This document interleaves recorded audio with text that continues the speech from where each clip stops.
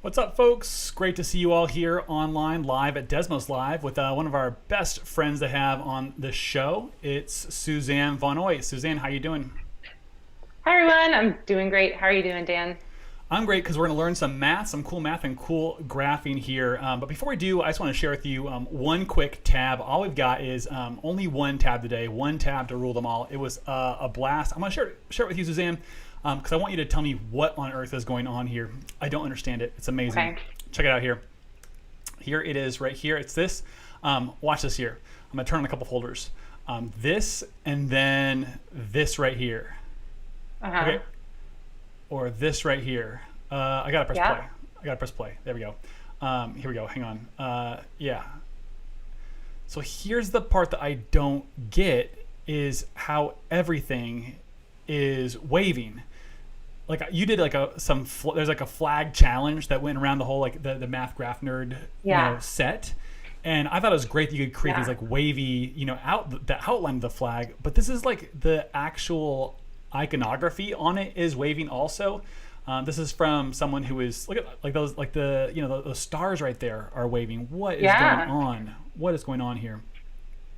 That's this person right here. Someone new to me on Twitter. Don't know who this person is. Kind of looks like a new Twitter bird. And I was just like I'm just so dazzled by this right here. Whoever you are, shout out to you. Any thoughts on what is happening here?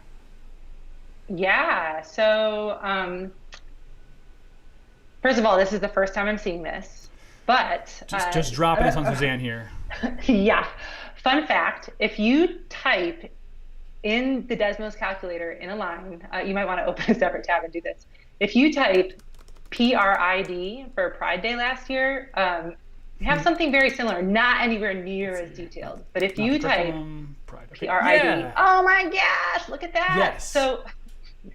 So that's a similar sort of behavior, and it's, believe it or not, it's parametric. I don't know if you knew that before loading this in.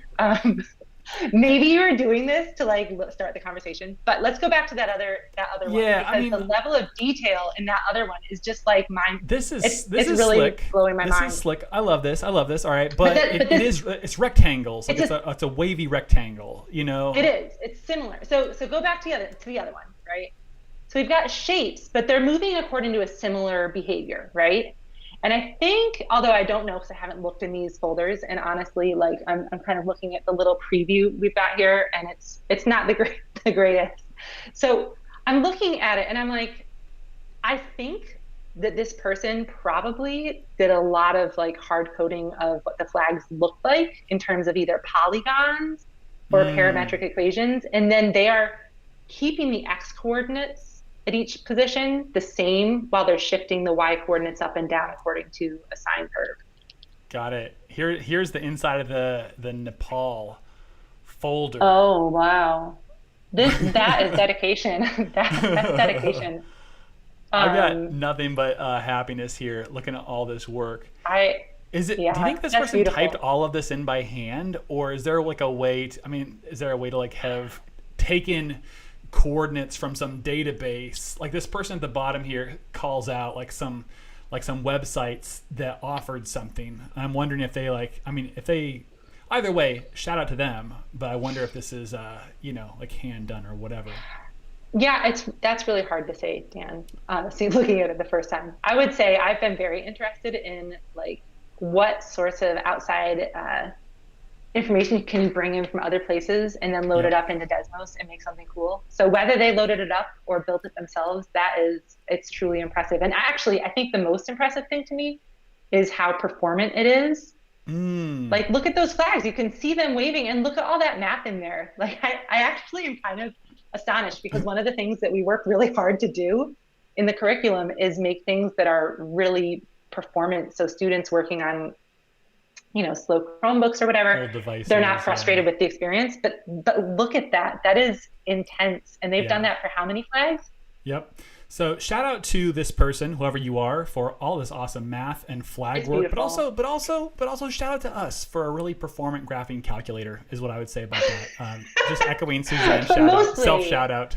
Okay, but mostly let's mostly refocus this on the person who made mostly it, us. because it's Oh, mostly the beautiful. person. It's The beautiful. person. My fault. Okay. So here's the deal. People are asking, what is the topic of this live? Great question. So here's the story: is that Suzanne is coming on for Secrets of the Graph Team Revealed, which is not to say we're releasing new features.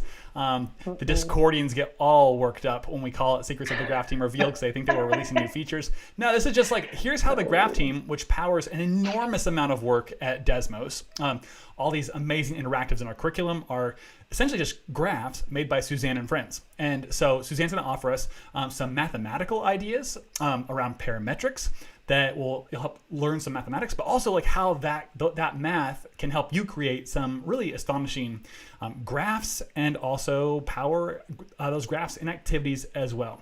So I'm just going to sit around here. Like, my background is I was a math major. I was not exceptional at mathematics in university level. And so I sit here as kind of like a learner with Suzanne. And I'm just really excited Suzanne's one of my favorite teachers as far as mathematics go. And I'm really excited to learn with Suzanne. I hope you are also.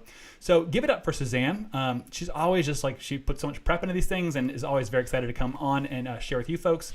I hope you folks appreciate our buddy Suzanne. So give it up in the chat. This is over to you, Suzanne. Wow. That is a high compliment coming from you, Dan. Thank you. So let's start off with just some show and tell. We're going to talk about parametrics today. I'm going to show you a few of my favorite things. Raindrops on roses, whiskers on kittens. Okay, I'll stop there. But here's some parametric graphs. And what you might notice about this is it doesn't look like what you typically see in an algebra book, right? It's much more curvy, none of this function thing, X and Y, or doing that vertical line test doesn't work. Over here, we've got this one. All of these are inspired by things I've seen. It's hard to come up with a truly original idea, but when you see something that's inspiring, it's hard to not want to try to make it, And so all of these are either have the inspiration linked somewhere down here or down in the graph itself. Here's a cake. Dan, you might remember this particular cake. Yeah, I remember this was like a throwdown with a certain other calculator company. That was a lot of fun to see who could make the most interesting cake animation. I don't know. I made this like way back then, but that was before we had released colors, and so I couldn't really make the icing white. And then finally, I can release that to the world, and it's making me very happy. This one was a recent one, inspired by somebody on Twitter. Again, not possible using, what we think of as your standard algebra 2 equations, except once you start playing around with this, it's like the brain. Okay, back up a step. Can I tell you, Dan, that I have learned more math, I think, just from using Desmos than I have learned in all my math classes that I've taken combined? This is what I'm always saying to kids, is that when we'll ever use this, you'll use this when you're using Desmos. When you work at Desmos. When you work at Desmos, you want to be a graph teamer, learn your parametrics. I'm always telling kids this. This is a fun one. So I made this for Fellows Weekend 4 years ago. Ooh, now I can't remember, 4.5 years ago.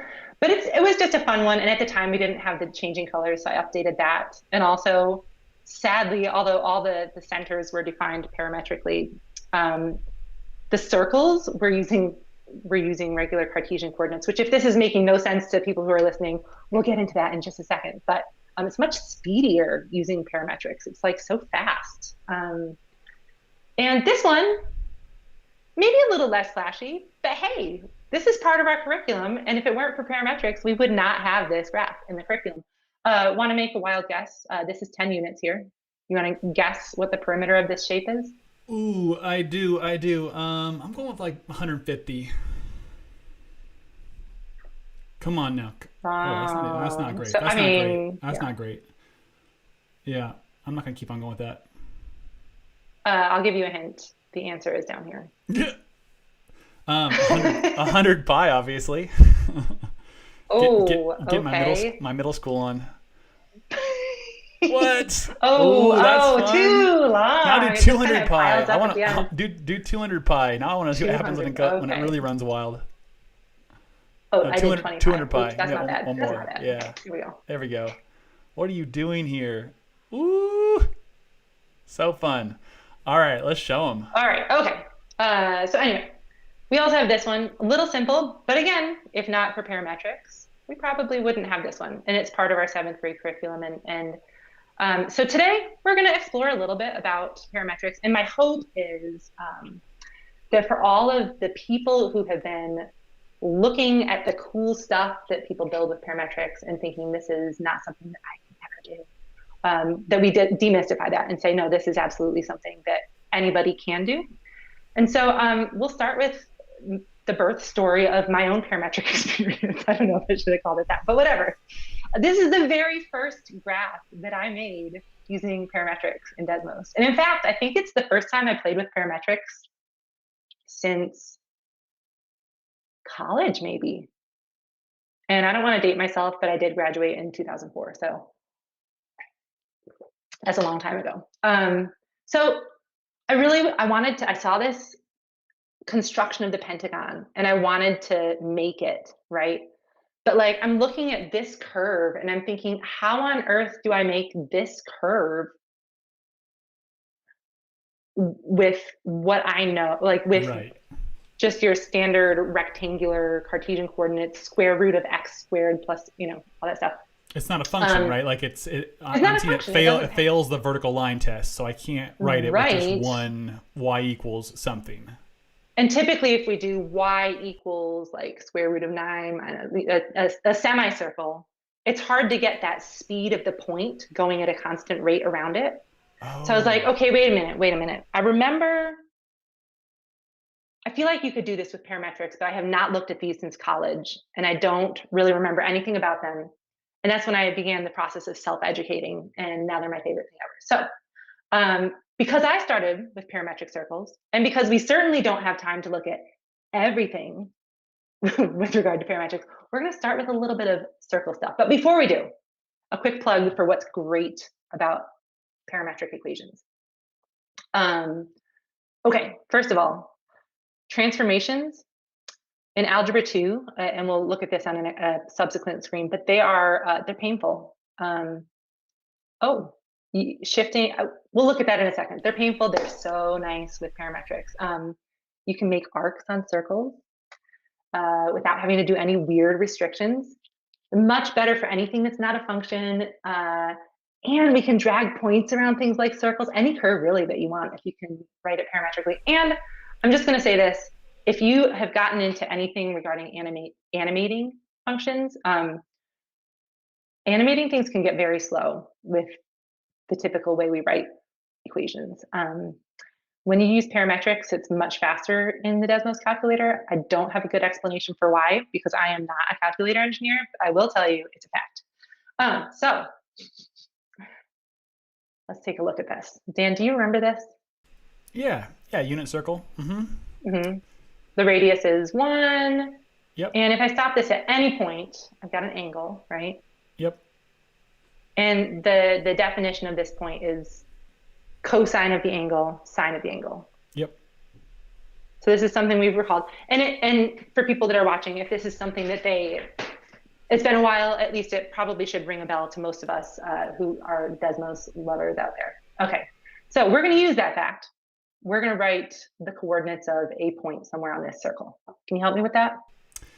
Yeah, so it's going to be a point. An x coordinate will be it's called the cosine of 75 degrees, which is just like, I don't know, accesses some trig table somewhere in the graphing calculator. Sure. And doesn't look for that. And then sine 75 gets you the y coordinate wherever it is. Yeah. But now when I move this, the point doesn't update. Yeah, that's on you though. I would have put a. That is on. Okay, that's on me. Instead of 75, I would have put a. Yeah. You would put a. Hey, look at that. Now we're moving this around. Drag it. Yes. You drag it on the graph? Can we do that? Yeah, you should be able to, right? Just go drag it. We can, except that the thing is, Dan, like a year ago, we could not do that. Or maybe 2, I don't know when it was. But this is not something that has always been part of Desmos, dragging around circles. But it's so nice. What does this have to do with parametric equations? Nothing. Oh, but it does. Okay. Because a parametric equation is where you've defined x and y separately. So our x coordinate is cosine of whatever a is. Y coordinate is sine of whatever a is. And let's see here. Let's do like 10, 20. Oh boy, I'm having trouble with my typing here. I love this. That's some of the points. Beautiful. Some Yep. of the points. What if But I we want could more. do, More, please. so is that all of them? Oh That's my all of them. gosh. I can't see any in No. between that are missing. not Ah, all of there's them. some missing. Why would you do that to me? Give me all of them. Okay, back to this. 75 degrees, lovely. Yep. Are you ready for something that's just going to blow your mind? Maybe it I don't won't. know. I don't know. This might not. I don't know. Keep my brain I like to copy this, inside. Okay. turn it off. Oops, turn it off, I've never used duplicate and ever. I use it all the time. I love the That's- duplicate function. that's cool. I've been told that That's that cool. it's not everybody's favorite, but I love it. This thing, this t, is Desmos's parametric variable. Okay, and when I Special turn this variable. on, we don't see anything. What? No, I do though. I do. You can't tell me I don't, 'cause I do. You see it? There it is. Oh shoot! Let's zoom Look in. at you. Oh, it's so tiny. It's tiny because Yeah. Go for it. You tell him. because t is not 0 to 360 like a is. T is just 0 to 1. 1 degree. That's like the arc from 0 to 1 degree. 360. There it is. Are there spots Okay. missing? Are there points missing in the middle there? Or did you? I've been deceived before already once on this show by you. When there You was wanna zoom points in? zoomed in. Yeah, I want to zoom in. Okay. Okay. Uh-oh. All right. All right. Keep on zooming. They're- Keep on they're all zooming. there. More. All right. I'll trust you. No. You can just trust me at this point. I'm not that untrustworthy. Okay. Students talk. So I want to talk about this because we know how to write equations of circles. So why do we care about this form, right? Talk to me. What do we usually write? Like x squared plus y squared equals 1 is like how I would probably write Okay. that. So you've taught me how Fair to do. enough. I think I know how to do only like weirder is whereas where I'm at right now, and so I'm eager to know like what's Yep. what's special about parametrics. What's special about them? Can you shift this thing to the right 2 for me? Yeah, +2 +2. right there. Yeah, makes tons of +2. sense. It went Wrong. backwards. Math is the I mean, worst. I feel like Math I makes no think sense. I know, Dan, that you're playing and just playing into my hand here, but we don't add 2. We have to subtract 2 to move right 2. We have to like And no one knows why. divide by 3 if we want No- to stretch it. No 3. math teacher knows why. It's confusing. I feel like we've come up with a lot of ways to try to explain it, but it is confusing. Nobody's going to argue with me about that. Maybe they are, but but look at this one. Shift it right 2. Add a couple. 2 plus. Beautiful. Yep. Make it wider by 3. Oh, what am I doing? That's the point. That is not. Shift it right 2. Multiply by 3. Look at that. And now, I would love, just because later on this is going to be very useful. I have plans for today. Later on, it's going to be very useful to have this little trick up our sleeve. So we're going to make just kind of a random movable point here. Yeah. And let's make both this circle and this point kind of go around this blue movable point. Ooh, can we do that? Like, so would it be? We can. Would it be like x1 plus cosine a in there, or cosine? Sorry, t. And then do the same for sine with y1. Is that how it works? Fancy. You could also just add the point like this. This is also something that we could not do a year ago, but now we can.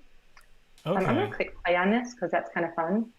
But now I can move this, and wherever I am, that point is still traveling around the circle. Okay.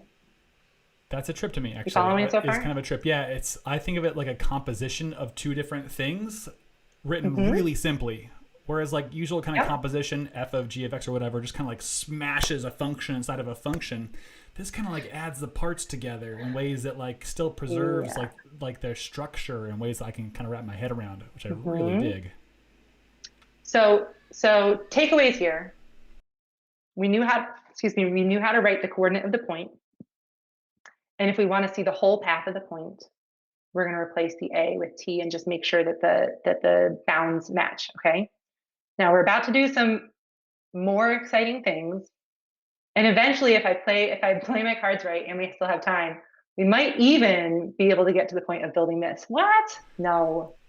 Today. Impossible. Wait, but I kind of get it now a little bit more than I used to before, because I'm just seeing like the composition of like maybe 4 different parametric functions. Like this one. There are, yes. Okay, so I think we might be able to get there today. But either way, let's take it to this one. Ooh. I want to talk about why this point is moving around this circle faster. Can you figure that out? Yeah, like I'm seeing the centers change. Like you already showed me how to do the center changes, the -2 and 0, and people in the chat, by the way, are really happy to not be on the previous screen, because a bunch of folks were feeling a lot of pain because we were in degrees, not radians. Just so we kind of had a discussion. Like, we do degrees, radians, but we're here now. We're good. That's the last time we're doing degrees, but I just it's kind of fun. You did great. You did great. We're done now with that. Okay, but I see that. There's no more degrees. The 5A there, that I think is like what's controlling the speed around. And I'm wondering a little bit what happens if you make them different speeds. What happens? Like, what if like one of those 5As was a 3A? Yeah. Just out of curiosity. Oh. So basically, that went wild. Yeah, it it's going up and down. The sign, the cosine's making it go up and down, or right and left. Don't do this it. one's Change making it go up and down, and they're change it back. Oh, undo. I regret that. Okay. I regret it. So. Okay. Here's what I want to do. I want to make the midpoint between those 2 points. Let me make that small again because that's way too big. Midpoint between those 2 points. This is Desmos. It should be easy. Let's do it. Midpoint of P1, P2. Comma P2. Hey. There you are. But what that doesn't give us is it does not give us the path. The right? trace. It's I want to see the just trace. the point. The spirography thing. Everyone loves to put the pencil in the spirograph and just go wild with it. Just mash that pencil around. Just go wild with it. Yeah, except that like it always gets loose just a little bit, and then you're like, it's not lining up when you get to the end. At least that was what my experience was growing up. Okay, so I've just actually put the points in. Okay, and I'm going to use this fancy trick of duplicating, which apparently, Dan, you said you never use. Is that right? I will now. You will now. And I'm going to turn this off because I don't want the secret to be revealed yet. But I am going to replace all of these with our parametric variable, which is T. Get it. Thank you. T there. All the T's replaced, all the A's replaced with T's. I think I'm ready to turn this back on. If you are. You ready for this? Yes.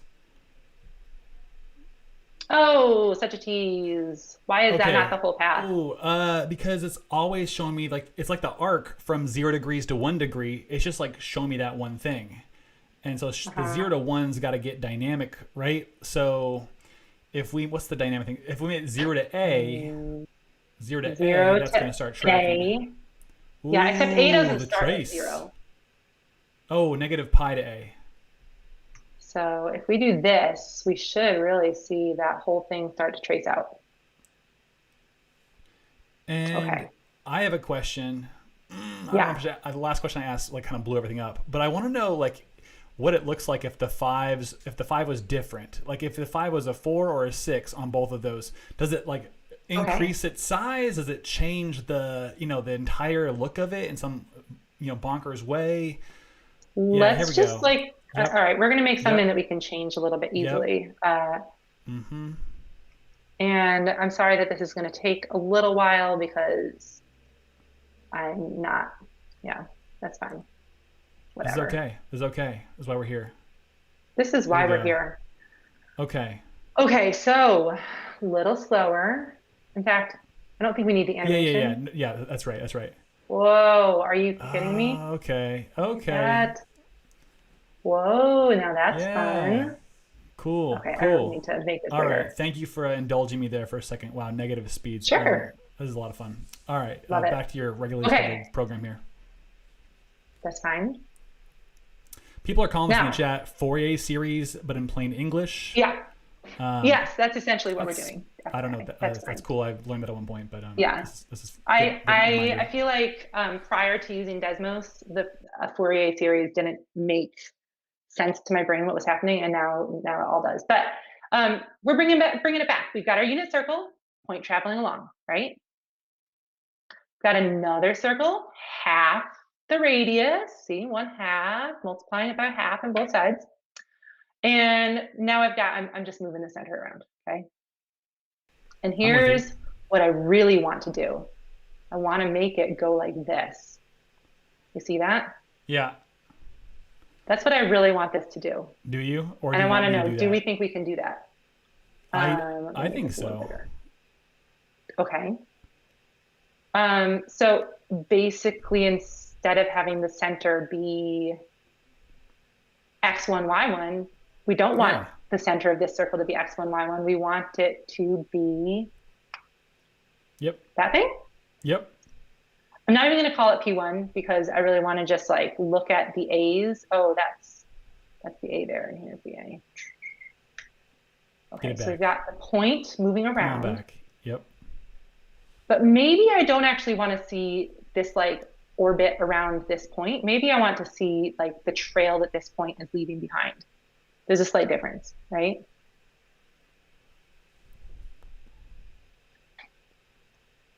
T, and now, what just happened? Something. I have these are mismatched. Okay, we're gonna make that 6. That's my bad. That's my bad. Oh, Roger. Check that out. Okay. Yeah. Yeah. And now, because I care, I'm here because I care. I share because I care. We'll take it one iteration further. See that little blue point moving around there? Oh, I see it now. I see what you just did here. You've been leading us a little path here, and we've been making that thing. Okay. Yes. All right. It's half the distance again. Right? Radius is only 1/4 this time. Yep. Moving 6 times as fast as the previous one in terms of like how fast it's rotating. Yep. And I'm just going to grab P2 here so we can see the A's. Yep. Okay. Oh, that's getting really long. That's going to be a pain. However, let's do this cute little duplication thing. And my favorite tool in Desmos. Just so I don't spoil the fun, we're going to change these to T's. I'm getting excited. I don't know if you're getting excited, but I am. This is big finale time. This is the fireworks of picking a lull, and you know it's coming. Here we go. Except I don't want this to be disappointing again. I really want to make sure that we take care of like the bounds. This is currently 0 to 1, and I want it to make sure that it matches the bounds of A. So 0 to 2 pi. Okay. I'm so nervous. Whoa. That is wild. And the only reason this looks different than this is because of like how short, I think this is like 1/3 the length of the longer segment, and we did half lengths. And how fast they're spinning relative to each other. But let's just turn this off. Yeah. And this off. And this off and this off. Yep. And we've got this curve that like in my mind, I'm looking at it and thinking this is impossible. Right? Yeah. Y equals cube root of, and I don't like whatever. What would you like? A bunch of chained, like domain, whatever. I can't even imagine how hard. This It's impossible. It's like yeah. But we were able to build it based on literally just the unit circle and some transformations, right? Transformations being shifting where the center is, shifting how fast it's rotating. So give it I would leave this in the chat. I would leave this just there, but I do want to. Do we want to make these like slightly different rates? Let's go 30. Let's go 30 here.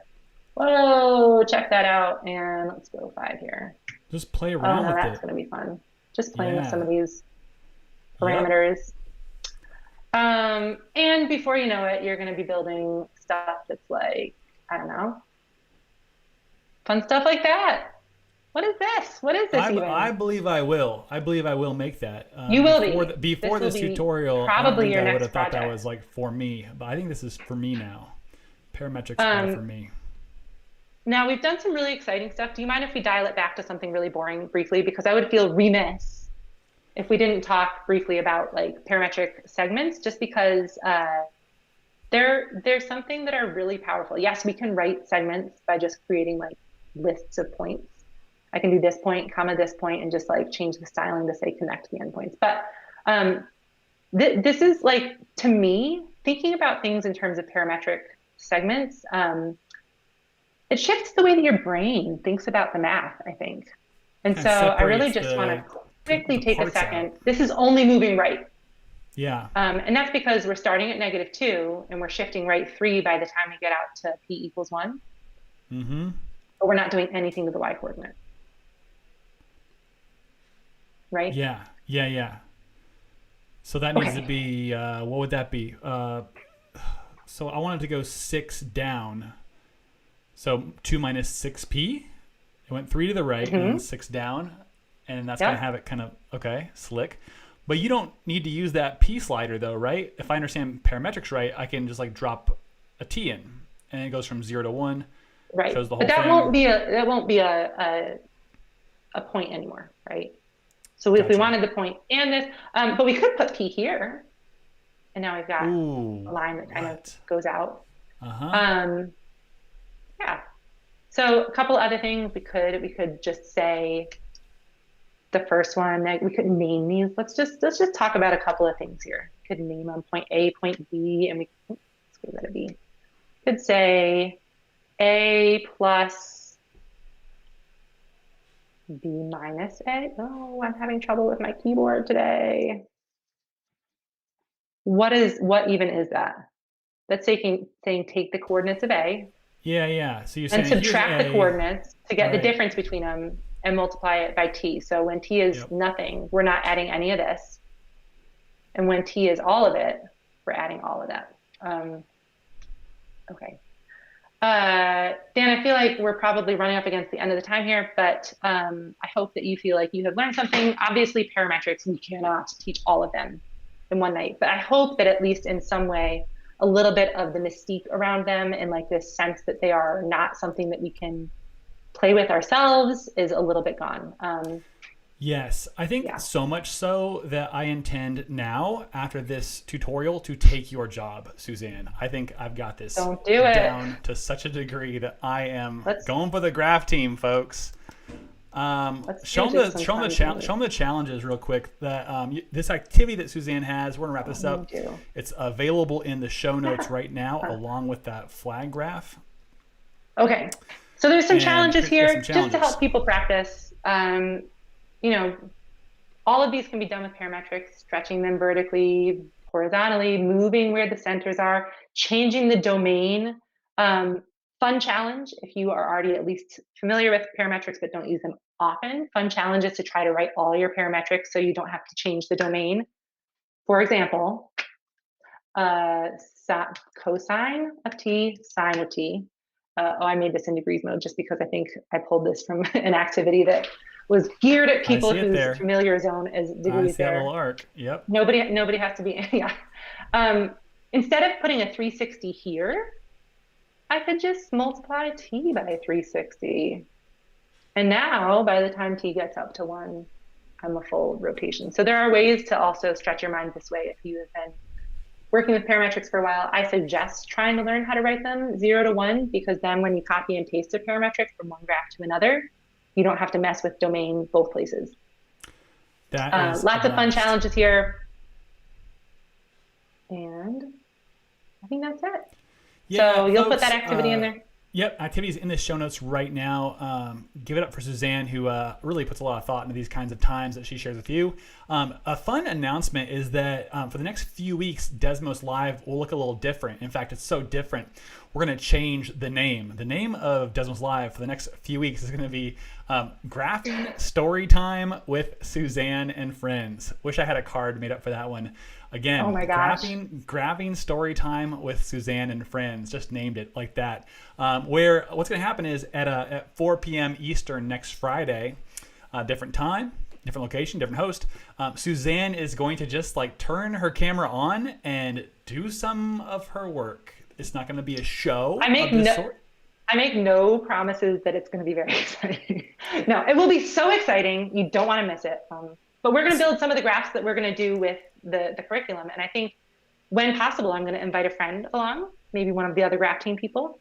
And we're going to do, instead of like intro type level stuff, we're going to just really dig into the graphs that we're actually building real time for the curriculum. Yes. People are freaking out in the chat.